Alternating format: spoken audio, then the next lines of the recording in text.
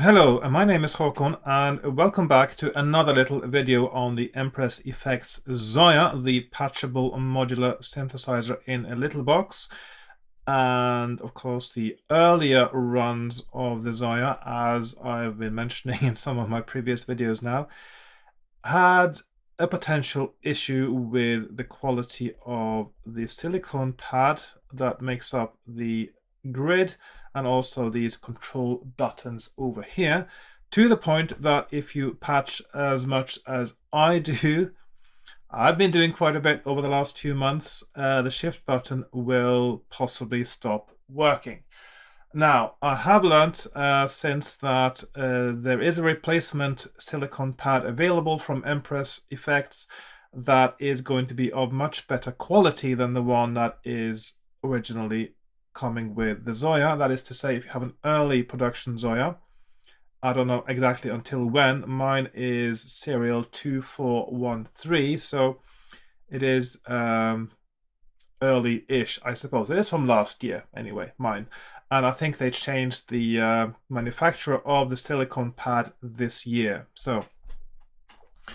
But not wanting to wait, and of course being in the middle of patching when my shift finally gave up, I had to push so hard. I still couldn't be sure whether the shift button would register at all. I've been doing some tinkering and I've now got my new shift button right here. So this is now my shift button. I used a nice little metal arcade control button actually with a micro switch.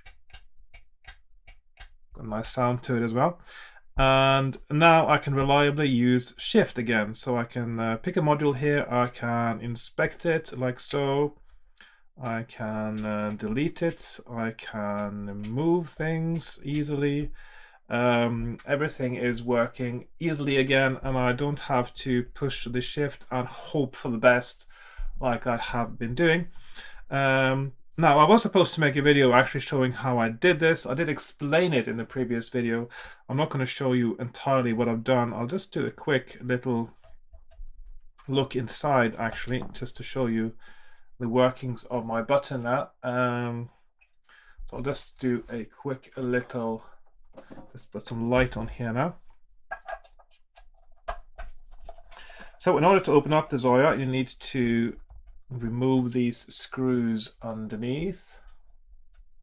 Oh, just need to screw a little bit more.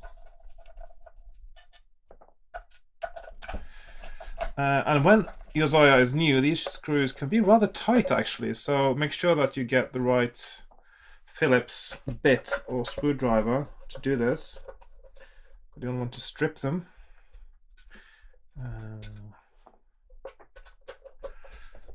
Because they are relatively standard little bolts. Of course, once that is off, you've got the bottom circuit board here, which is only held in place actually with the nuts on the jacks at the back. I think I'll remove the SD card as well there. And so in order to take this out, you have to loosen all the jacks. Of course, this is quite easy to do. Just loosen them a bit. I haven't actually tightened them that much since last time I had this open. In fact, it looks like I actually forgot to tighten them properly.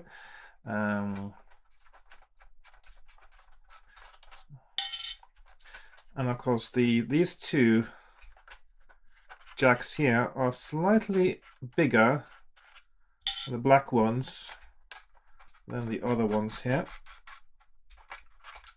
So you can see the nuts are actually of two different sizes. When you put it back together, you will find out which belongs where, because it is very obvious. So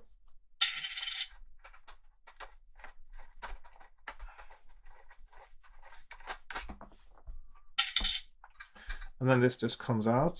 I'll just like so. And then it is connected with this cable here. And this is where you can see some of my tinkering here. These red wires here, they go to the underside, and they are the ones that connect to the shift button here. And then they connect to this switch over here. Oh, let's see, that's out of shot there. This one here, which is the one that I've installed in my enclosure. Now there is, I was thinking maybe I'd be able to squeeze in a bigger one than this, and I think I might still actually want to do that because I have a nice arcade switch that is 24 millimeters. This is about 16, I think. And I think there should be room to squeeze in just a 24 millimeter switch here between the jack here at the back and this pin header down here. Because it's round, it should actually work rather well. So I may do that. The thing is, I didn't have any bigger drill bits or anything either, so I just thought, just to make it a little bit easier for me to start with, I'll use a smaller switch. And this one has terminal block as well, so it's easy to attach the wire. It just attaches with a screw there. So just put in the wire and you tighten the bolt that attaches it there.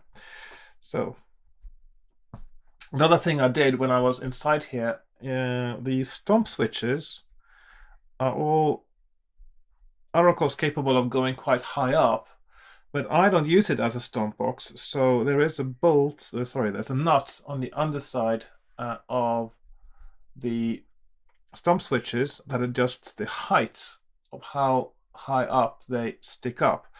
And you can see there's quite a bit of threading you can see there now that is not used, so you can actually get them quite high up, but I wanted them low down, so I moved it so that they are now almost as low as they can be on the Zoia, because as long as you don't use it as a stomp box and you just use it just on the table for synthesizers and things like that, or on its own, the stomp switches can actually get in the way. So I wanted them as low down as possible. That is also something I did when I had it open. So there we have it. Let's put this back like so. And now we just have to put these back in place.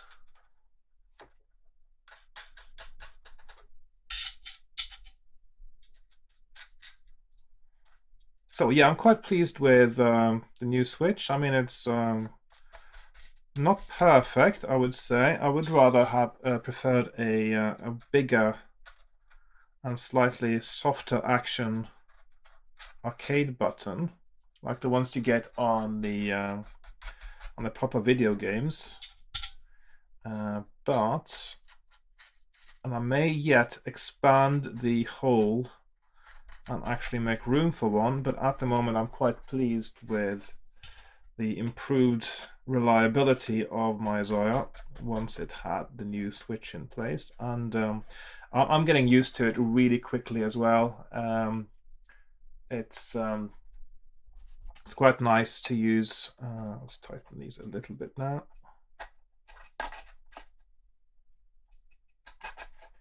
Which I didn't do last time. Just want to make it a little bit bigger.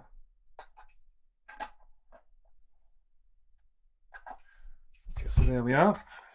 And let's put the enclosure back on. Let's see. That is the correct way. Not that it really matters so much which way is which. That is the way it was before, so I'll just keep it like that. Now, usually there would be a sticker at the bottom here with the barcode and the serial number. And I was planning to preserve it because it's nice to have the serial number, but then I realized the serial number is also on the inside. So I just removed the sticker because it was already fading and wearing down. because when I patch, I like sitting back in my chair and sort of holding it like a console game, and patching and just getting comfortable with it, and then of course the sticker on the bottom was actually wearing down. So, but on the table, of course, it's quite convenient as well. So there we are. And so yeah, new switch, nice positive action, and so easy to use as well.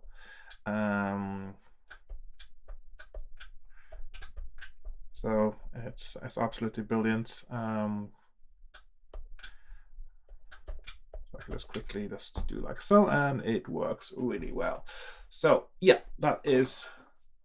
Let's move the light a little bit now, because if it's too bright, then of course you can't see the nice colors of the Zoia, which is part of the fun, really. So anyway, so that's all I wanted to say today. I just wanted to show you my new switch, because I made the other episode about it, and yeah. Oh, I'll just show you, by the way, what I really wanted to put there, which I may yet do, is a proper arcade switch. This one comes with a protective cover there. So I've got one like this, which is nice and is a very light action. So this would have been perfect, actually. And I may yet sort of try to squeeze that in. It goes about there. Okay, I can't really see that now because it's getting... Okay, I'll just put that in there. So I might put that in like so. I will see about... I will have to do some careful measurements and see if there actually is room for it. But I think there will be room for it. But at the moment, I don't have any bigger drills. I don't have any easy means of creating a hole as big as this. I would have to file it, actually. I don't have any Dremel or anything like that. So, but that would also look really nice with a black button, and that's much lighter to use as well than this one. This one takes a little bit more force.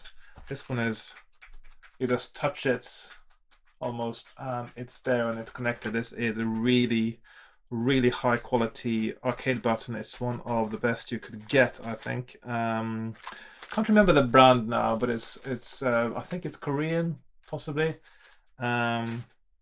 Brilliant button. So if I end up not using it for the Zoia, I will use it for something else. Anyway, so yeah, that's it for today. Thank you for watching, and sorry about all the blabbering. I'm just doing this quickly now. Let's see. I'll just put the card in. I like just keeping it around so that every now and again I can save my patches. So yeah, if you enjoyed watching this, or if you enjoyed my little shift button journey, even though it was, I didn't actually take you with me on it in every detail and show you exactly what I did, please like, share, subscribe, comment, and join me on Patreon if you so wish, if you want to see more videos from me. I will be back soon with a patch. I've got a new patch that the only thing that's keeping me from posting it now and a video about it is it's actually quite a complex patch to describe, but I will make an effort to do that. I did actually try to make a video about my new patch yesterday. I'll just give you a little preview there, actually. But I got into trouble because I was trying to patch it up from scratch to demonstrate it, and I actually got into some problems with how it worked. So let's see, it is, yeah, let's get the light off again there.